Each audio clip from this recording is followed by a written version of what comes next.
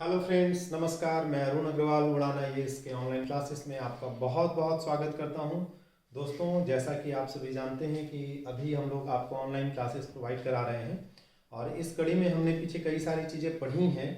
हम लोगों ने ज्योग्राफी से अपनी क्लासेस शुरू की थी, आपको पता है। और ज्योग्राफी में हम लोगों ने सबसे पहले जो पहली क्लास थी हमारी, उसमें हमने डिस्कस किया था कि हम सिलेबस को कैसे समझें।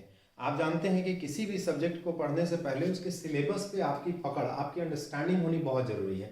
क्योंकि अगर आप सिलेबस को नहीं समझेंगे तो आप कभी भी कोई भी टॉपिक पढ़ेंगे, कोई भी कंटेंट पढ़ेंगे, तो आपको यही नहीं पता होगा कि किसी चीज़ को कितना पढ़ना है और कितना नहीं पढ़ना है। तो हमने सबसे पहले सिलेबस पे बातचीत किया था। उसके बाद हमने क्या किया, ज्योग्राफी को हमने ब्रांचेज में बांटा था। जैसा कि मैंने आपको बताया था कि ज्योग्राफी को हम भौतिक भूगोल और आर्थिक भूगोल और सामाजिक भूगोल सामान्यतः 3 पार्ट में बांट के पढ़ेंगे। और उसके बाद हम इसको विश्व के स्तर पे भी पढ़ सकते हैं, हम झारखंड के स्तर पे भी पढ़ सकते हैं, बिहार के स्तर पे भी पढ़ सकते हैं, भारत के स्तर पे भी पढ़ सकते हैं। तो अभी फिलहाल हम लोग भारत के स्तर पे ज्योग्राफी को पढ़ने का प्रयास कर रहे थे और हम लोगों ने भारत का भौतिक भूगोल शुरू किया था, आपको मैंने बताया था। और इसी भौतिक भूगोल के अंतर्गत हमने भौतिक भूगोल को भी कई ब्रांचेज में बांटा था। और उन ब्रांचेज में बांटने के बाद हमने भौतिक भूगोल में आपको क्लासिफिकेशन किया था, भारत का फिजिकल डिवीजन किया था, जिसमें सबसे पहले भारत का जो उत्तरी भाग में पर्वतीय क्षेत्र है, हम लोग उसके बारे में पढ़ना है, ये आपको बताया था। उसके बाद हम लोग भारत के उत्तर में जो मैदानी क्षेत्र है, विशाल मैदान है, उसके बारे में पढ़ेंगे। फिर भारत के दक्षिणी हिस्से में मूलतः प्रायद्वीपीय पठारी क्षेत्र है पूरा, उसके बारे में पढ़ेंगे। पश्चिमी हिस्से में जो थार मरुस्थल है उसके बारे में पढ़ेंगे। भारत के दोनों तटीय क्षेत्रों में तटीय जो मैदान है उसके बारे में पढ़ेंगे और द्वीपों के बारे में पढ़ेंगे। ये सब हमने डिस्कस किया है कि कैसे कैसे हमें पढ़ना है। पिछले क्लास में दोस्तों मैंने आपको बताया था कि हम क्या पढ़ रहे थे, हिमालय पर्वत के बारे में पढ़ रहे थे। और हिमालय पर्वत को भी हमने 4 भाग में क्लासिफाई किया था। एक सबसे पहले बताया था ट्रांस हिमालय, आपको याद होगा। दूसरा बताया था वृहद हिमालय, तीसरा बताया था लघु हिमालय और चौथा बताया था शिवालिक हिमालय। और उससे जैसे ही आप और दक्षिण में आएंगे तो आपको उत्तर का विशाल मैदान मिलेगा। फिर मैंने आपको बताया था कि जो हिमालय पर्वत की संरचना है, उन अलग अलग हिमालय पर्वतों की जो श्रृंखलाएं हैं, उनके बीच का जो क्षेत्र है, जो मूलतः मैदानी है, समतल है, उसको हम घाटी के नाम से जानते हैं। और वहाँ कुछ स्पेशल नाम से उनको हमने डिनोट किया था, जैसे ट्रांस हिमालय और ग्रेटर हिमालय के बीच का जो क्षेत्र है, जो हिमालय पर्वत के नीचे धंसा हुआ है, माने दो तरफ पर्वत उठा हुआ है तो बीच में जो निचला क्षेत्र है उसको ITSZ नाम दिया गया था, इंडस सांगपो सचर जोन, क्योंकि वहां से सिंधु और सांगपो 2 महत्वपूर्ण नदियां निकलती और बहती हैं।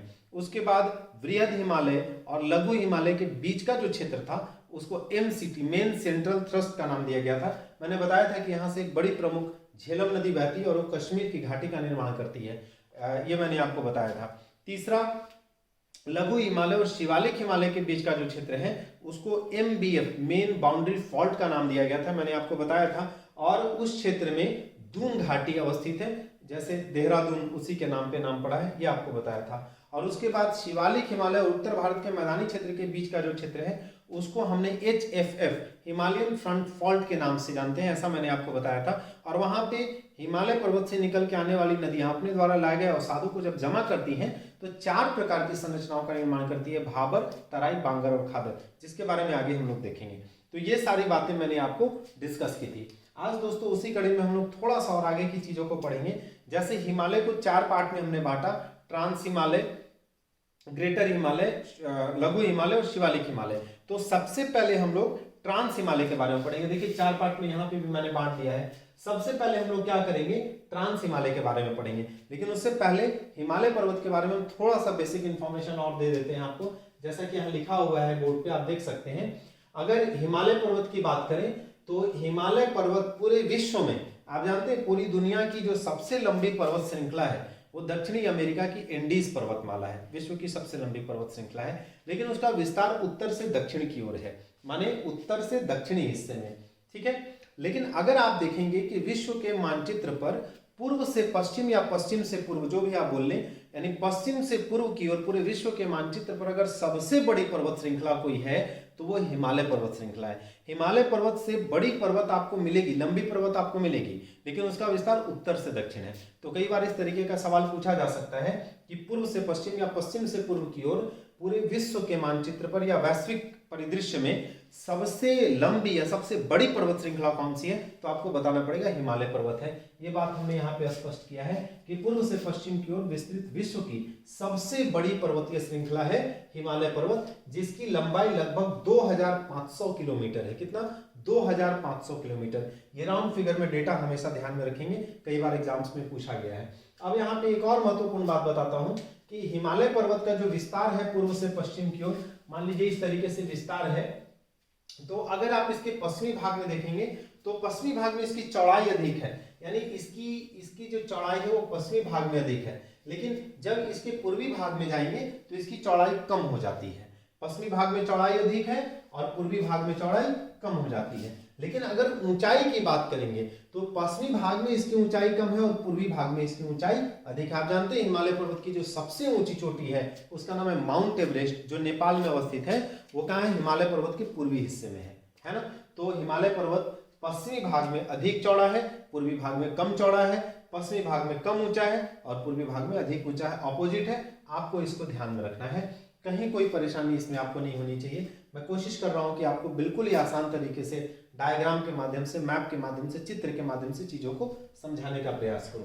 इसके बाद हिमालय पर्वत की कुछ विशेषताओं के बारे में पूछा जाता है। तो आप जानते हैं हिमालय एक नवीन पर्वत है, युवा पर्वत है। आज भी हिमालय पर्वत का फॉर्मेशन हो रहा है। अभी अगर आपको जानकारी होगी तो आज ही कल की बात है कि हिमालय पर्वत की जो ऊंचाई है आज से कई साल पहले जो उसकी ऊंचाई जो मापी गई थी वो 8,848 मीटर हिमालय पर्वत की ऊंचाई को मेजर किया गया था। अभी नेपाल ने यह स्पष्ट किया है कि हिमालय पर्वत की ऊंचाई 8,848 मीटर से अधिक है। उसमें 0.8 जोड़ दीजिए आप, 8,848.8 मीटर अधिक, मतलब हिमालय पर्वत की ऊंचाई है। माने उसकी ऊंचाई क्या हो रही है?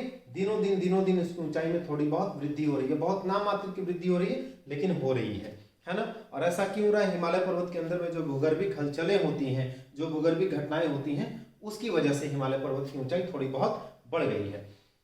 दूसरी बात, तो एक बात मैंने आपको बताया, आज भी हिमालय पर्वत में फॉर्मेशन का काम चल रहा है। इसलिए हिमालय पर्वत क्या है? एक नया नवीन पर्वत है, युवा पर्वत है। और हिमालय पर्वत वही एक मोड़दार पर्वत है, माने वो जो है फोल्डेड माउंटेन है। और मैंने आपको बताया था फोल्डेड माउंटेन कैसे बनता है, जब दो प्लेटें आपस में टकराती हैं। थोड़ा सा डिस्कस किया था, आगे और डिटेल में हम लोग कभी डिस्कस करेंगे।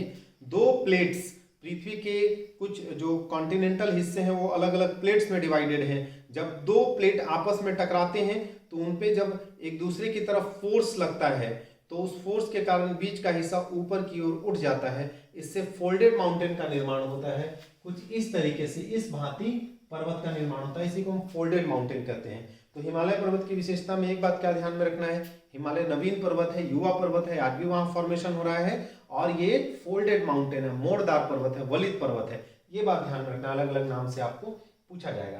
दूसरी बात, हिमालय पर्वत को हमने कहा फोल्डेड माउंटेन है, तो निश्चित रूप से यहाँ दो प्लेटों का टक्कर हुआ होगा तभी इस पर्वत का निर्माण हुआ है। तो आपसे पूछा जा सकता है कि कौन सी दो प्लेटों का टक्कर हुआ होगा।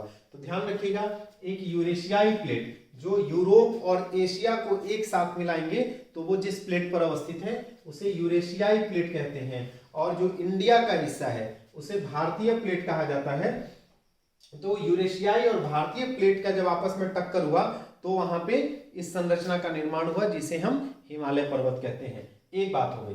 दूसरी बात, हिमालय पर्वत की उत्पत्ति को लेके कुछ सिद्धांत हैं, कुछ थ्योरीज हैं, कुछ मान्यताएं हैं जिसको हमें जानना चाहिए। तो मैं बस केवल सिद्धांत का नाम बता देता हूं, इसके बारे में डिस्कशन हम लोग कभी आगे की क्लास में करेंगे, जब हम लोग हिमालय पर्वत की उत्पत्ति से संबंधित उसका जो मेन कॉन्सेप्ट है उसको जब हम पढ़ेंगे तब। तो यहाँ बस आपको क्या ध्यान रखना है, हिमालय पर्वत की उत्पत्ति के संबंध में दो बड़ी महत्वपूर्ण सिद्धांत हैं। एक है कोबर का भूसन्नति सिद्धांत। कोबर एक वैज्ञानिक था, एक जियोग्राफिस्ट था, उसने भूसन्नति का एक सिद्धांत दिया, जियोसिंक्लाइन थ्योरी एक दिया, और इसके माध्यम से उसने बताने का प्रयास किया कि हिमालय पर्वत की उत्पत्ति कैसे हुई। तो कोबर का भूसन्नति सिद्धांत। और दूसरा एक हैरी हेस थे, उन्होंने प्लेट विवर्तनी के सिद्धांत दिया, प्लेट टेक्टोनिक थ्योरी दी है, और इसी प्लेट टेक्टोनिक थ्योरी को ज्यादा मान्य माना जाता है। और हम ज्यादातर कह सकते हैं कि हिमालय पर्वत की उत्पत्ति जो है वो प्लेट विवर्तनी की प्रक्रिया के परिणाम स्वरूप दो प्लेटों के आपस में टकराने से हुआ है।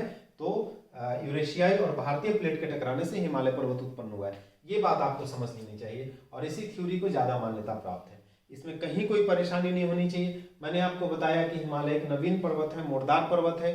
हिमालय पर्वत जो है वो यूरेशियाई और भारतीय प्लेट के टक्कर के परिणाम स्वरूप उत्पन्न हुआ है, और हैरी हेस का प्लेट विवर्तनी के सिद्धांत हिमालय पर्वत की उत्पत्ति के संदर्भ में ज्यादा मान्यता प्राप्त सिद्धांत है। ये एक प्रमुख बात है। अब आपको मैंने बताया था अभी तुरंत कि हिमालय पर्वत को 4 भाग में बांटा, ट्रांस, बृहद, लघु, शिवालिक। तो एक एक को हम अलग अलग पढ़ेंगे, उनकी जो प्रमुख विशेषताएं हैं, उससे जुड़े हुए जो प्रमुख तथ्य हैं, उनको हम अलग अलग पढ़ेंगे। तो सबसे पहले हम बात करेंगे ट्रांस हिमालय। ट्रांस का हिंदी में अर्थ पार होता है। देखिए, हम जब हिमालय पर्वत बोलते हैं तो उसका मूल मतलब होता है बृहद हिमालय। बृहद हिमालय के पार भी एक हिमालय है जिसको हम ट्रांस हिमालय कहते हैं। ठीक है, ये बात आपको ध्यान में रखना है। तो ट्रांस हिमालय जो है उसके बारे में कुछ इंपॉर्टेंट बात पढ़ना है। एक तो ये पढ़ना है कि ट्रांस हिमालय में कौन कौन से पर्वत श्रृंखला, रेंज शामिल है।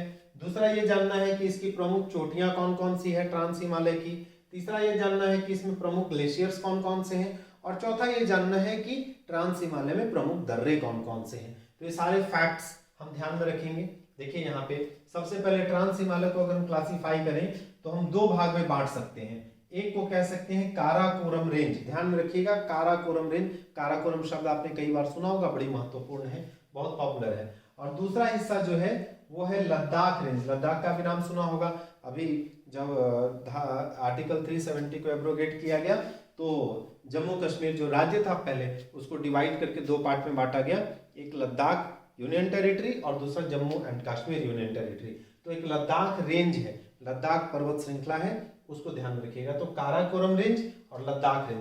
देखिए कहीं कहीं पे जास्कर रेंज को भी ट्रांस हिमालय का ही हिस्सा दिखाया गया है, लेकिन यहाँ पे हम एक बात ध्यान में रखेंगे कि जास्कर हिमालय के बारे में कुछ इंपॉर्टेंट पॉइंट्स है। 2 बात आप ध्यान रखिएगा।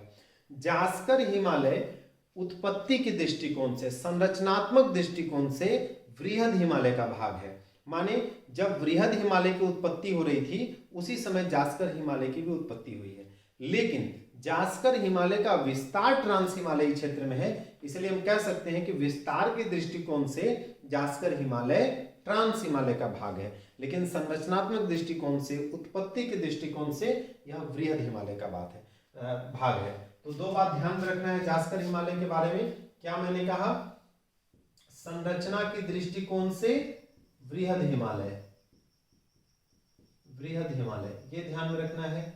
और विस्तार के दृष्टिकोण से ट्रांस हिमालय का भाग है।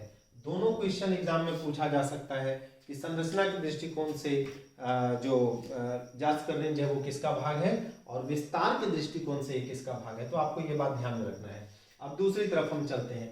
तो हमने आपसे कहा कि ट्रांस हिमालय को 2 पार्ट में बांट दीजिए, काराकोरम रेंज और लद्दाख रेंज, कोई परेशानी नहीं है। तो देखिए, आप जब देखेंगे मैप पे, और मैंने आपसे कहा था कि आपको क्या कर लेना है, आपको एक एटलस खरीद लेना है।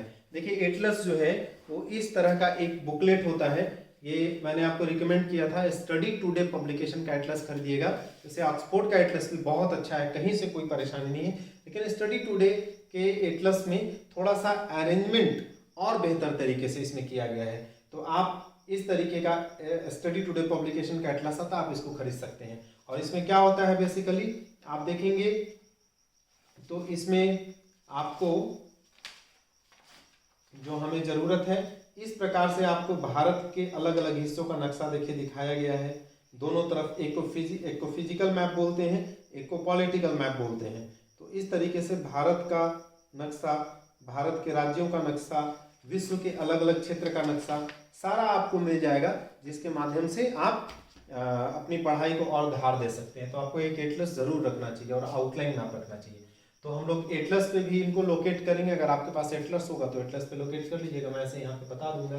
तो एक हिस्सा हमने कहा काराकोरम रेंज, दूसरा कहा लद्दाख रेंज, और एक वृहद हिमालय का हिस्सा है जास्कर रेंज, जो ट्रांस हिमालय की तरफ विस्तारित हो गया है ना। तो 3 ये पार्ट बने। अब देखिए काराकोरम रेंज और लद्दाख रेंज के बीच में एक नदी है जिसका नाम है श्योक नदी। ध्यान में रखिएगा, श्योक नदी किन दो श्रृंखलाओं के बीच है? काराकोरम और लद्दाख रेंज के बीच है। ट्रांस हिमालय क्षेत्र की एक बहुत प्रमुख नदी है और ये बाद में जाके सिंधु नदी में मिल जाती है, इसलिए आप कह सकते हैं कि ये सिंधु की सहायक नदी है। सिंधु की सहायक नदी है। कौन सी नदी? श्योक नदी। काराकोरम और लद्दाख रेंज के बीच में है श्योक नदी जो सिंधु की सहायक है। दूसरा, लद्दाख रेंज और जास्कर रेंज, अभी आपको बताया, इन दोनों के बीच में एक नदी है जिसका नाम है सिंधु नदी। सिंधु नदी सुना होगा, भारत की एक बहुत प्रमुख नदी है, विश्व की बड़ी नदियों में से एक प्रमुख नदी है और वो भारत में बहती है, भारत से होकर पाकिस्तान चली जाती है और पहले तिब्बतीय क्षेत्र से भारत में आती है। तो श्योक नदी जो काराकोरम और लद्दाख रेंज के बीच में है, सिंधु की सहायक है, और लद्दाख और जास्कर के बीच में खुद सिंधु नदी बहती है। बड़ी इंपॉर्टेंट बात है, ठीक है। आपको शुरुआत में ही बताया था मैंने कि भारत का नाम हिंदुस्तान कैसे पड़ा, तो सिंधु घाटी सभ्यता के किनारे, सिंधु घाटी नदी के किनारे यहाँ पे सभ्यताओं का विकास हुआ। जो ईरानी लोग यहाँ आए वो लोग स को ह बोलते थे, तो उन्होंने सिंधु को हिंदू बोलना शुरू किया, इसी से उन्होंने सिंधु नदी को हिंदू नदी कहा और इसके आसपास बसने वाले लोगों को हिंदुस्तान जो क्षेत्र है उसको हिंदुस्तान कह दिया, वहीं से हिंदू शब्द की उत्पत्ति हो गई। ठीक है, कोई दिक्कत नहीं है, इसको ध्यान में रखना है। तो काराकोरम और लद्दाख के बीच में श्योक नदी जो सिंधु की सहायक है और लद्दाख और जास्कर रेंज के बीच में सिंधु नदी बहती है। ये बड़ी महत्वपूर्ण बात है। इसके बाद देखिए कुछ मैंने और इंपॉर्टेंट फैक्ट्स लिखे हैं जो आपको समझा देता हूं। काराकोरम रेंज में अगर चोटियों की बात करेंगे तो चोटियां तो बहुत सारी हैं, लेकिन कुछ इंपॉर्टेंट चोटी की बात करेंगे तो एक चोटी है माउंट केटू, या इसको गॉडविन ऑस्टिन भी कहा जाता है। माउंट केटू या गॉडविन ऑस्टिन, ये काराकोरम रेंज की सबसे ऊंची चोटी है, या आप कह लीजिए ट्रांस हिमालय की सबसे ऊंची चोटी है। अगर आपसे पूछ दे ट्रांस हिमालय या काराकोरम की सबसे ऊंची चोटी, तो आपको क्या बताना है? तो आपको बताना है माउंट केटू। इसकी ऊंचाई लगभग 8611 मीटर है, यानी ये जो है ये माउंट एवरेस्ट से थोड़ी ही कम है। और यहीं पे आपको एक इंपॉर्टेंट बात बता दें कि माउंट केटू जो है ये विश्व की दूसरी सबसे ऊंची चोटी है, यानी इससे अगर कोई ऊंची चोटी है तो वही माउंट एवरेस्ट 8811.8 मीटर, जो भी लेटेस्ट डेटा आया उसके हिसाब से 8848.8 मीटर माउंट एवरेस्ट, और दूसरी 8611 मीटर, 8611 मीटर ऊंची है। ठीक है, माउंट केटू या गॉडविन ऑस्टिन। दूसरी महत्वपूर्ण बात जान लीजिए कि ये जो है ये भारत की सबसे ऊंची चोटी है। क्यों? क्योंकि जो माउंट एवरेस्ट है वो भारत में नहीं है, वो क्या है, वो नेपाल में है। इसलिए भारत की सबसे ऊंची चोटी कौन सी हो जाएगी? भारत की सर्वोच्च चोटी, भारत की सर्वोच्च चोटी। लेकिन यहाँ एक बात और ध्यान देना है कि ये भारत के सरकार के द्वारा शासित हिस्से में नहीं है, ये भी पीओके में है। पीओके जानते होंगे, पाक ऑक्यूपाइड कश्मीर, हमने आपको बताया था पाकिस्तान ने बड़ी चालाकी से जम्मू कश्मीर के हिस्से पर कब्जा कर लिया जिसको पीओके बोलते हैं, जिसकी राजधानी मुजफ्फराबाद है।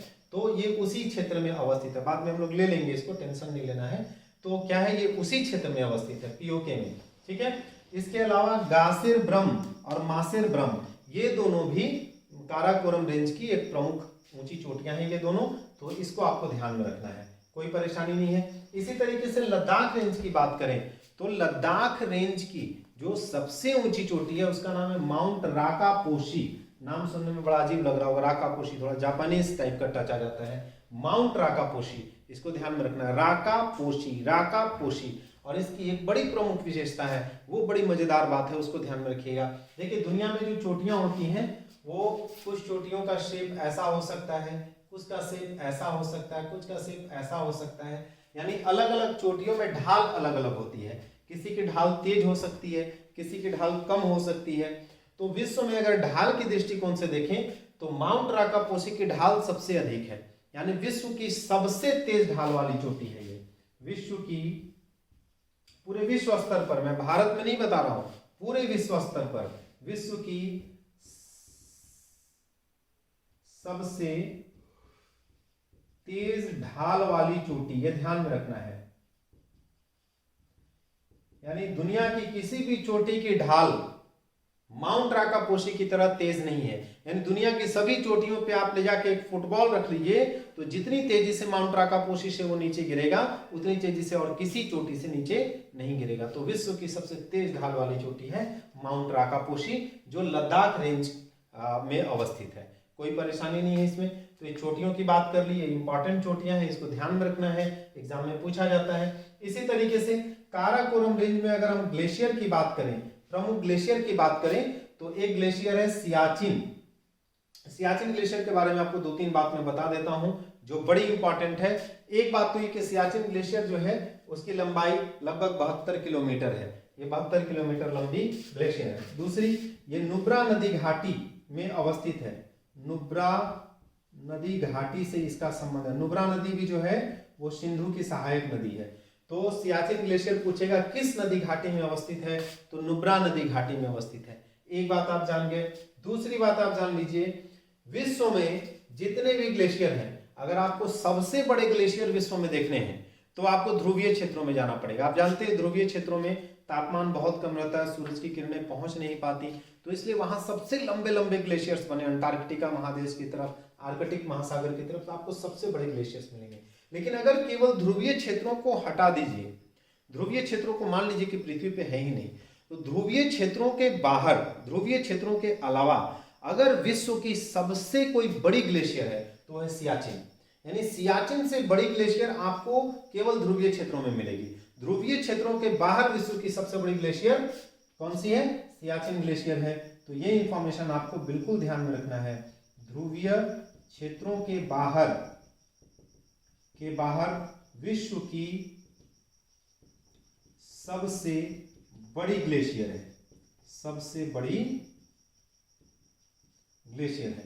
ये बात आपको एकदम ध्यान में रखना है, इसमें कहीं कोई कंफ्यूजन नहीं होना चाहिए, ठीक है। और तीसरी इंपॉर्टेंट बात क्या है कि ये जो सियाचिन ग्लेशियर का क्षेत्र है, ये विश्व का सबसे ऊंचा वॉरफील्ड है, सबसे ऊंचा युद्ध स्थल है। विश्व का सबसे ऊंचा युद्ध स्थल, विश्व का सबसे ऊंचा युद्ध स्थल, यानी विश्व में इससे अधिक ऊंचाई पे आपको कहीं सैनिक नहीं मिलेंगे। विश्व में सबसे अधिक ऊंचाई पे, हाइट पे कहीं सैनिक अवस्थित हैं तो वो सियाचिन ग्लेशियर क्षेत्र में है। आप जानते हैं सियाचिन ग्लेशियर जो है वो रणनीतिक दृष्टिकोण से, भूसामरिक दृष्टिकोण से बड़ी महत्वपूर्ण है। क्यों? क्योंकि सियाचिन ग्लेशियर के क्षेत्र में अगर मान लीजिए यहाँ पे है, तो यहाँ से आप खड़े होकर भारत, पाकिस्तान और चीन तीनों के हिस्से पे नजर रख सकते हैं, देख सकते हैं, इसलिए बड़ी महत्वपूर्ण है। इसलिए समय समय पे इस ग्लेशियर पे पाकिस्तान वाले अटैक करते हैं, इसको लेने की कोशिश करते हैं, लेकिन भारतीय सैनिक इतने बहादुर हैं, इतने बहादुर हैं कि उनके छक्के छुड़ा के रखते हैं, पसीने छुड़ा के रखते हैं, कभी इस क्षेत्र में आने नहीं देते। और आप जानते हैं यहाँ का टेम्परेचर बहुत ही कम होता है, इतना कम होता है कि वो वहाँ पे उपस्थित, वहाँ पे रहने जो सैनिक डिप्यूटेड हैं, जिनको वहाँ लगाया गया है, उनके शरीर को बहुत ही विपरीत तरीके से नुकसान पहुंचाता है। और आप जानते हैं वहाँ पे जो सैनिक जाते हैं, जिनको वहाँ डिप्लॉय किया जाता है, उनका एक टेन्योर होता है। एक टेन्योर पूरा करने के बाद दोबारा कभी उस सैनिक को वहाँ नहीं भेजा जाता, क्योंकि वहाँ का टेम्परेचर बहुत कम होने से उनकी जो शारीरिक संरचना, उनकी जो कोशिकाएं हैं वो बहुत कमजोर हो जाती हैं। तो बहुत ही एडवर्स कंडीशन में हमारे सैनिक वहाँ पे डिप्लॉयड हैं, इसलिए उन सैनिकों को हम बहुत बहुत नमन करते हैं, प्रणाम करते हैं। उन्हीं की वजह से हम लोग खुली हवा में सांस ले रहे हैं, उन्हीं की वजह से आज मैं आपके साथ कनेक्टेड हो रहा हूँ, आपको पढ़ा रहा हूँ, आप मुझसे जुड़े हैं। वो नहीं होते तो शायद हम लोग भी नहीं होते, हमारा अस्तित्व नहीं होता। इसलिए बड़ी जरूरी है कि ऐसे सैनिकों का हम हमेशा सम्मान करें। चलिए हम आगे बढ़ते हैं। तो ये 2-3 बातें बड़ी महत्वपूर्ण हैं। एक तो ये सियाचिन ग्लेशियर लगभग 72 किलोमीटर इसकी लंबाई है, नुब्रा नदी घाटी में अवस्थित है, जो सिंधु की सहायक नदी है। ध्रुवीय क्षेत्रों के बाहर विश्व की सबसे बड़ी ग्लेशियर है और इससे अधिक ऊंचाई पे विश्व में कहीं भी सैनिक नहीं है, यानी विश्व का सबसे ऊंचा ये युद्ध स्थल है। बाकी सियाचिन के बारे में कभी और हम लोग जानने का प्रयास करेंगे।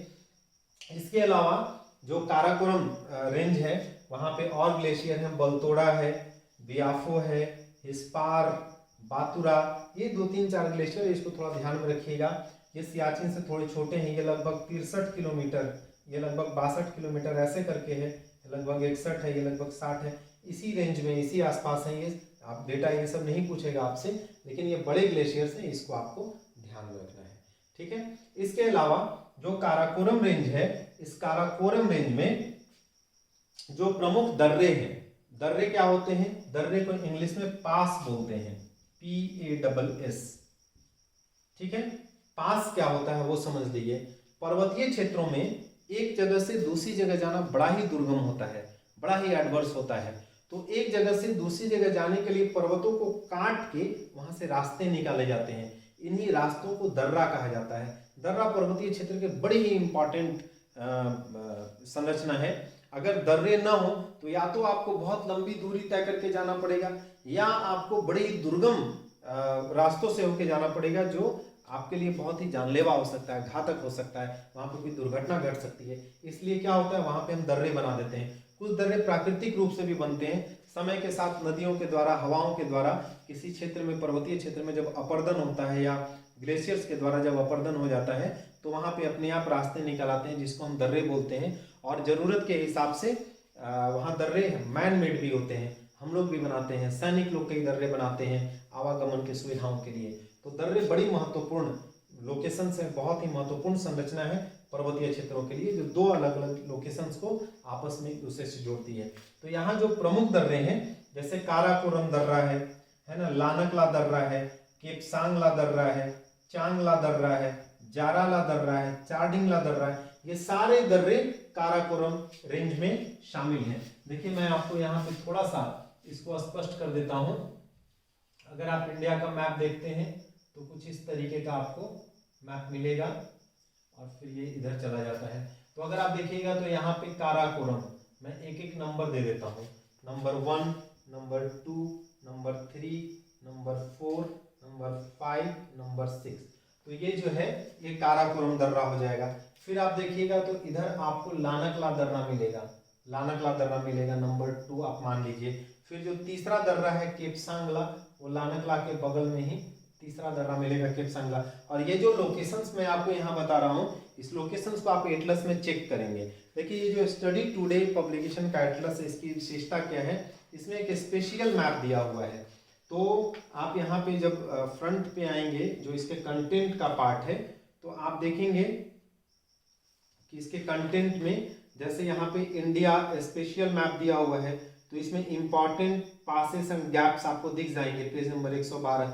आप उसको निकाल लीजिए, उसमें जो जो दर्रे मैं बता रहा हूँ उनको आप लोकेट कर लीजिए, अंडरलाइन कर लीजिए, घेरा बना लीजिए, जो भी करना है, ताकि रिवीजन के समय आपको आसानी। तो ऐसे आपको मिल जाएगा। इसके बाद जो आप आगे देख रहे हैं, केपसांगला के बाद चांगला, आपको यहाँ पे चांगला दर्रा मिल जाएगा, चौथा दर्रा। फिर यहाँ जाइएगा तो 5वां दर्रा मिल जाएगा, जो मैंने बताया, जाराला। फिर यहाँ जाइएगा तो 6ठा दर्रा मिल जाएगा, जिसका नाम है चार्डिंगला। ये सारे दर्रे आपको चीन तिब्बत की ओर कनेक्ट करते हैं, यानी भारत से चीन तिब्बत जाने के लिए इन दर्रों का इस्तेमाल आप कर सकते हैं। लेकिन फिर भी दर्रे होने के बावजूद ये क्षेत्र बड़ी ही खतरनाक है, बड़ी ही दुर्गम है, थोड़ा यहाँ पे जाना मुश्किल होता है। ठीक है, तो कुल मिला के मैंने लगभग ये चीजें आपको बताई हैं, और आपको इन सारी चीजों को ध्यान में रखना है। बस एक लास्ट चीज मैं आपको बता दे रहा हूँ, डायग्राम के माध्यम से 2 मिनट लगेगा, उसके बाद फिर हम लोग बाकी की चीजों को आगे जाके देखेंगे। आप देखिए यहाँ पे जो मैं आपको बताना चाह रहा हूँ, यहाँ पे हमने जो संरचनाएं बनाई हैं, जो यहाँ मैंने बातें कही हैं, तो आप देखेंगे तो आपको इस तरीके से कुछ काराकोरम रेंज मिलेगा। मैप पे आपको काराकोरम रेंज दिख जाएगा। उसके बाद आप देखेंगे तो उसके आगे आपको इस तरीके से लद्दाख रेंज मिल जाएगा। उसके बाद आप देखेंगे तो आपको जास्कर रेंज कुछ इस तरीके से मिल जाएगा। तो ये हो गया काराकोरम रेंज, ये हो गया लद्दाख रेंज, ये हो गया जास्कर रेंज। अब इसी में मैंने आपसे नदियों की बात की थी।